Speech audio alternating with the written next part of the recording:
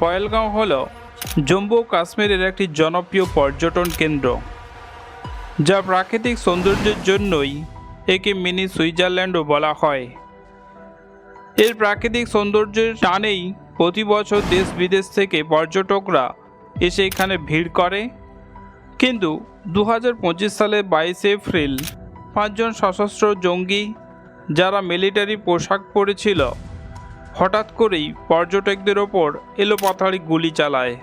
তারা AK-47 এবং M4 carbine ব্যবহার করেন। হামলাকারীরা পর্যটকদের ধর্মীয় যাচাই করে, এমনকি কিছু পুরুষকে তাদের প্যান্ট খুলতে বাধ্য করে, যাতে তারা মুসলিম না হিন্দু তা নিশ্চিত হতে পারে। কিন্তু পর্যটকদের লক্ষ্য করে তারা গুলি চালায়। এই বর্বর হামলায় 26 জন নিহত হন এবং 20 জনেরও বেশি আহত হন। নিহতদের মধ্যে বিভিন্ন ভারতীয় রাজ্যের নাগরিক এবং নেপাল ও সংযুক্ত আরব আমিরাতের 2 বিদেশি পর্যটক ছিলেন। এই উচ্চভূমিতে পৌঁছতে হয় হাঁটতে হাঁটতে অথবা খচ্চরে চড়ে। তাই উদ্ধার কাজের জন্য হেলিকপ্টার ব্যবহার করা হয়েছিল। স্থানীয়রা খচ্চর দিয়ে আহতদের নিয়ে এসেছিলেন। অন্তত 12 জন পর্যটককে পহেলগাঁও হাসপাতালে ভর্তি করা হয়েছিল এবং তারা সবাই স্থিতিশীল অবস্থায় আছেন। এক ভিডিওতে তার স্ত্রী বলেছিলেন, তারা একসঙ্গে ভেলপুরি খাচ্ছিলেন।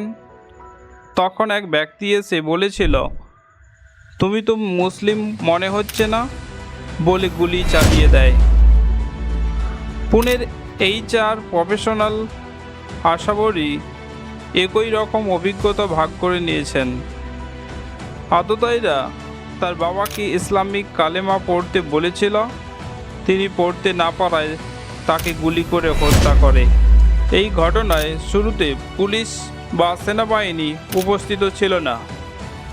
স্থানীয় খচ্চর চালকেরা আহতদের কাঁধে তুলে হাসপাতালে নিয়ে গিয়েছিল। 20 মিনিট পর সেনাবাহিনী এসে উদ্ধার কাজ শুরু করে। TRF এই হামলার দায় স্বীকার করেছে।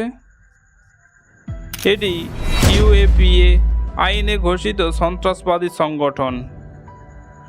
সন্দেহ করা হচ্ছে লস্কর-এ তৈয়বার শীর্ষ কমান্ডার সাইফুল্লাহ কাসরুরি লস্কর-এ তৈয়বার শীর্ষ কমান্ডার সাইফুল্লাহ কাসরি এই ষড়যন্ত্রের সাথে যুক্ত।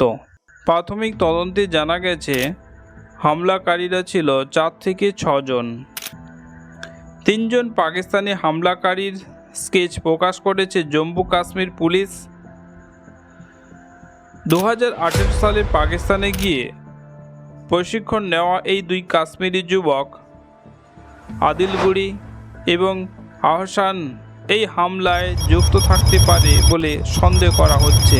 তদন্তে আরও জানা যায় যে এপ্রিলের প্রথম সপ্তাহে পর্যটক হোটেলগুলোতে তারা ঘোরাঘুরি করছিল, অর্থাৎ গোয়েন্দা রিপোর্ট ছিল, তবুও হামলা ঠেকানো যায়নি।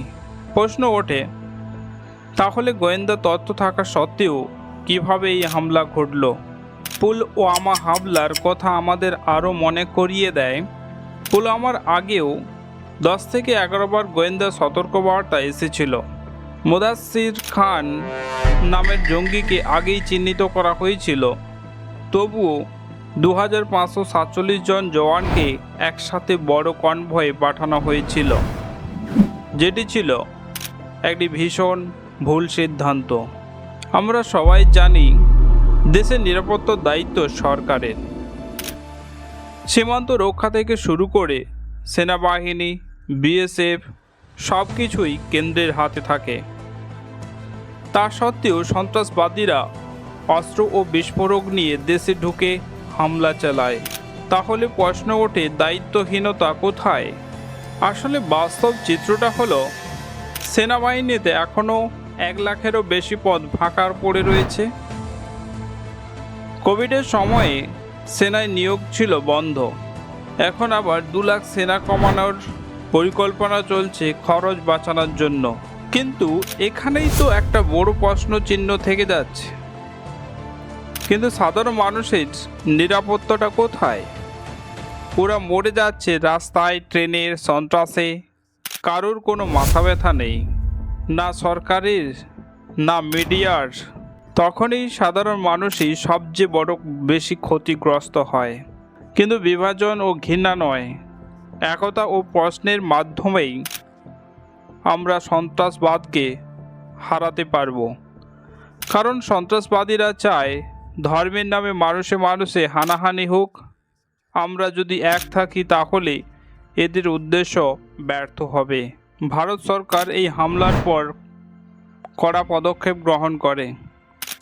পাকিস্তানের সঙ্গে কূটনৈতিক সম্পর্ক হ্রাস করা হয় এবং পাকিস্তানি নাগরিকদের ভিসা স্থগিত করা হয়। ইন্দাস জল চুক্তি বাতিল করা হয়, যা পাকিস্তানের জন্য অত্যন্ত গুরুত্বপূর্ণ ছিল। পাকিস্তানের সঙ্গে সমস্ত বাণিজ্যিক সম্পর্ক স্থগিত করা হয় এবং সীমান্ত বন্ধ করে দেওয়া হয়। ভারতীয় নাগরিকদের পাকিস্তান ভ্রমণ থেকে বিরত থাকার পরামর্শও দেওয়া হয়।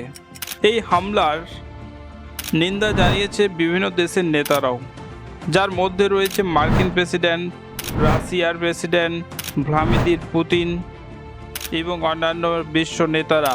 তারা এই হামলাকে বর্বর এবং অমানবিক বলে চিহ্নিত করেছেন। হামলার পর ভারত সরকার পহেলগাঁও ও বাইসারান উপত্যকায় নিরাপত্তা জোরদার করেছে। সেনা ও আধা সামরিক বাহিনী স্থায়ী মোতায়েনের পরিকল্পনা করা হয়েছে। বিশেষ করে অমরনাথ যাত্রার সময় নিরাপত্তা নিশ্চিত করতে হামলার আগে সন্ত্রাসবাদীদের হুমকি উপেক্ষা করা হয়েছিল, যা এই মর্মান্তিক ঘটনার কারণ হতে পারে।